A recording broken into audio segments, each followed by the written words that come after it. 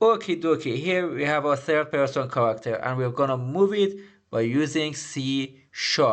This is the hierarchy of our character. Player is an empty game object that holds all the game objects plus the player movement script. The first thing we do is create two float variables, h and v.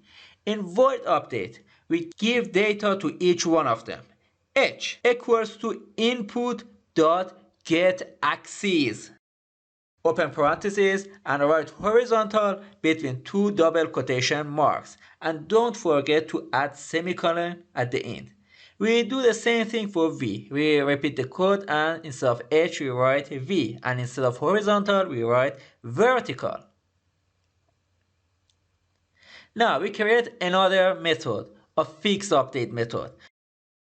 Now inside fixed update, write vector3 move equals to new vector3. We use h for x variable, 0f for y value, and of course v for z value.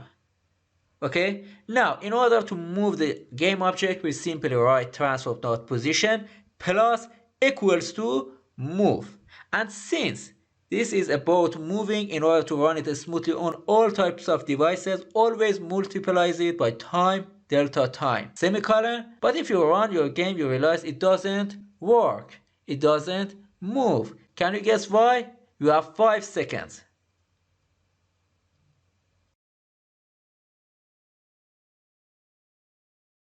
The reason is it's not vertical, it's vertical. That's it.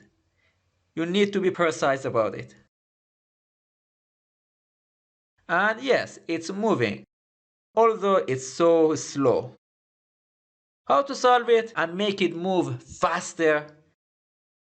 It's actually very easy. We define another variable. We make a public float variable and we call it speed, which is equals to, let's give it a ballpark number such as 10f. And we take a speed and multiply it by move to makes it 10 times faster.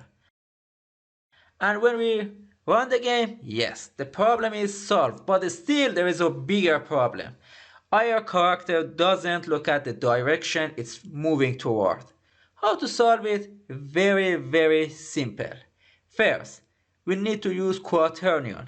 We write quaternion and let's give it another name. There's to rotate. Yes, why not? To rotation equals to quaternion dot loc rotation. We give it the vector3 move value and then comma vector3 dot up semicolon. And now write transform dot rotation, which is equals to quaternion dot rotate toward. It requires 3 values. We give transform rotation, its current rotation, as the first value, comma, and to rotation as the second value. And it also requires a speed. How to give it a speed? It's very simple. Next to our speed value, we remove semicolon, add a comma, and create a new float variable, rotateSpeed, which is equals to 100f. It's recommended to give big numbers when it comes to rotation. RotateSpeed, and of course it's moving and rotating, multiplied by time dot delta times. Therefore it runs smoothly on both cell phones, computers, and etc, etc. Now if we run the game, we realize it's kind of working, but it doesn't give us the what we expect. The moment we stop moving, it looks toward this direction. To solve it, we need to use if.